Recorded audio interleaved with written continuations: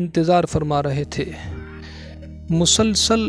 انتظار فرما رہے تھے۔ اب نبی کریم صلی اللہ علیہ وسلم نے 3 دن کا مسلسل انتظار کی زحمت اٹھانے کے بعد نہ ناراضگی کا اظہار فرمایا، نہ کوئی جھگڑا کیا، نہ ڈانٹ ڈپٹ کی، بس بڑی ہی دھیمی آواز میں صرف اتنا کہہ کر کے خاموش ہو گئے، ارے بھائی تو نے مجھے زحمت دی، میں 3 دن سے اسی جگہ تمہارا انتظار کر رہا ہوں۔ سبحان اللہ۔ تو یہ آقائے دو جہاں صلی اللہ علیہ وسلم کی زندگی کا معاملہ تھا کہ چاہے تجارت ہو یا اس کے علاوہ کوئی بھی معاملہ ہو، آقائے دو جہاں صلی اللہ علیہ وسلم جو وعدہ فرماتے تو اس وعدے کو پورا فرماتے، ہر حال میں اس وعدے کو مکمل کرتے زندگی کے ہر معاملے میں۔ تو ہمیں بھی چاہیے کہ ہم کاروبار ہو یا ہماری زندگی کا کوئی بھی معاملہ ہو تو اس کو پوری ایمانداری کے ساتھ، سچائی کے ساتھ، امانت داری کے ساتھ ہر معاملہ کریں، اور خصوصاً کاروبار میں جو ہے پورے وعدے کا خاص طور پر دھیان رکھا جائے۔ انشاءاللہ تعالی جب وعدہ خلافی سے بچیں گے اور پورا وعدہ کریں گے تو انشاءاللہ تعالی اس کاروبار میں اللہ رب العزت برکتیں عطا فرمائے گا۔ اسی طرح سے اسلام نے تجارت کو بڑی اہمیت دی ہے، بڑی امپورٹنس دی ہے، اور ہمیں ترغیب دلائی ہے کہ ہم تجارت کریں، بزنس کریں، کاروبار کریں،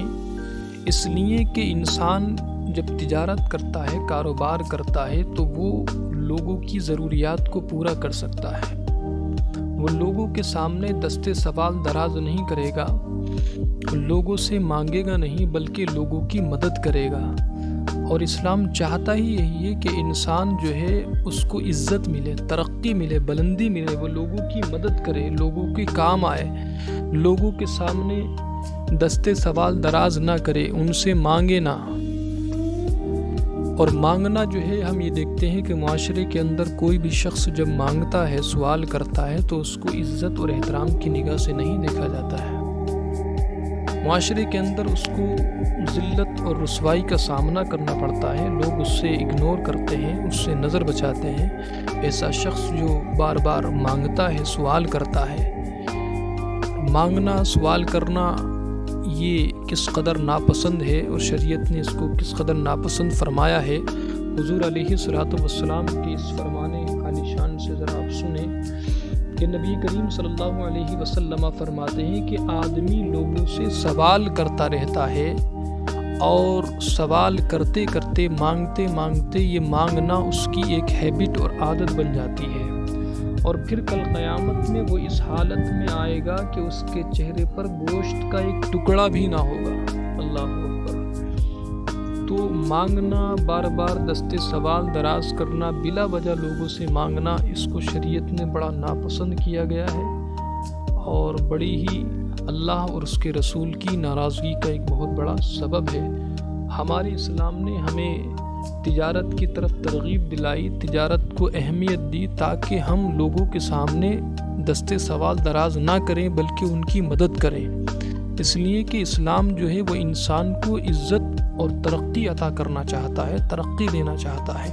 اور جب ہم تجارت کریں گے، کاروبار کریں گے، بزنس کریں گے تو ہم اس طرح سے لوگوں کی مدد کر سکتے ہیں، اور جب لوگوں کی مدد کریں گے تو انشاءاللہ تعالی معاشرے کے اندر بھی ہمیں عزت اور احترام کی نگاہ سے دیکھا جائے گا۔ آج کل دیکھنے میں یہ بھی آتا ہے کہ بہت سارے لوگوں نے مانگنے کا کاروبار بنا رکھا ہے۔ آپ دیکھیں بسوں کے اندر، ٹرینوں کے اندر بہت سارے لوگ اس طرح کے ہیں کہ جنہیں بہت اچھی صحت ہے، کافی اچھے لمبے تڑنگے ہیں، محنت و مشقت کر سکتے ہیں، لیکن اس کے باوجود بھی مانگنے اور منگوانے کا ایک دھندا بنا رکھا ہے، ایک بزنس بنا رکھا ہے۔ یہ بڑا ہی ایک غلط ایک عمل ہے، اس سے بچنا چاہیے۔ اور بہت سارے لوگوں کو ایسا بھی دیکھا گیا ہے کہ بہت سارے لوگ اولیاء کرام کے نام پر، ان کی چادریں پھیلا کر کے فلاں بزرگ کے نام پر، فلاں بزرگ کے نام پر لوگوں سے مانگتے ہیں، سوال کرتے ہیں۔ ایسے لوگ تو دراصل دوہرے عذاب کے، دوہرے گناہ کے مستحق ہیں، اس لیے کہ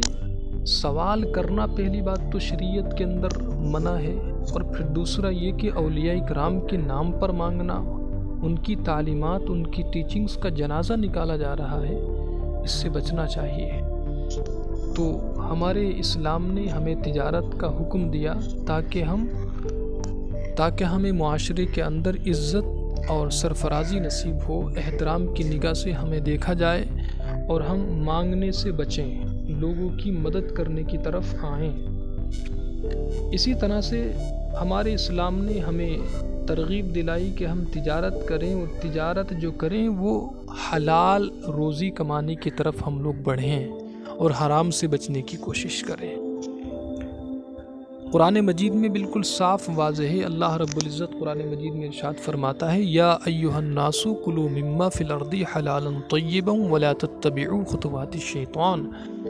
اے لوگو کھاؤ جو کچھ زمین میں ہے حلال اور پاکیزہ، ولا تتبعوا خطوات الشیطان، اور شیطان کے قدم پر قدم نہ رکھو، بے شک وہ تمہارا کھلا ہوا دشمن ہے۔ قرآن مجید کا یہ صاف اور واضح فرمان ہے کہ ہم جو بھی کمائی کریں، تجارت کریں تو حلال طریقے سے کریں، حرام چیز سے، حرام روزی سے بچیں۔ لیکن اس کے باوجود بھی لوگ علمی میں اور لا علمی میں بہت سارے لوگ ایسے کاروبار میں اپنے آپ کو ملوث کر لیتے ہیں، انوالو کر لیتے ہیں، جو شریعت میں بالکل ممنوع قرار دیا گیا ہے جنہیں، اور جو بالکل ناجائز ہیں۔ مثال کے طور پر بہت سارے مسلمان شراب کے کاروبار میں لگ جاتے ہیں، جوا کھیلنا شروع کر دیتے ہیں، سٹے بازی کا کاروبار شروع کر دیتے ہیں، اس کے علاوہ لاٹری ہے، اور بھی بہت سارے اس طرح کے کاروبار ہیں کہ جن کو شریعت نے منع فرمایا ہے، جو ناجائز ہیں۔ واضح فرمان کے باوجود بھی علم ہوتے ہوئے کبھی کبھی علم ہوتا ہے اور کبھی کبھی علم نہیں ہوتا ہے، اس طرح کے کاروبار میں ملوث ہو جاتے ہیں۔ ہماری شریعت، ہمارا قرآن اور حدیث ہمیں اس کی قطعی اجازت نہیں دیتا۔ اللہ کا واضح فرمان ہے کہ ہم رزق حلال کی طرف بڑھیں اور رزق حرام سے بچیں۔ تو یہ اسلام کے چند اصول اور ضوابط تھے تجارت کے، جو ہمیں خاص طور پر دھیان رکھنے ہیں۔ کوئی بھی ہم تجارت کریں، کاروبار کریں، اور اولیاء اکرام نے، صحابہ اکرام نے، انبیاء اکرام نے تجارت کو اپنا ایک مشغلہ بنایا۔ حضور علیہ الصلوۃ والسلام کا تجارت کرنے کا انداز کیا تھا؟ آپ اپنا وعدہ فرماتے تو اس کو مکمل فرماتے، پورا فرماتے۔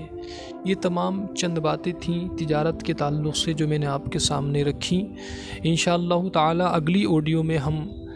اسلام میں تجارت کا مقام اور کس طرح سے تجارت کرنی ہے، کن باتوں کو خاص طور پر دھیان رکھنا ہے، اس تعلق سے آگے بھی انشاءاللہ تعالی ہم آڈیوز آپ کے سامنے لائیں گے۔ آپ سے گزارش ہے کہ آپ ان تمام آڈیوز کو بغور سماعت کریں،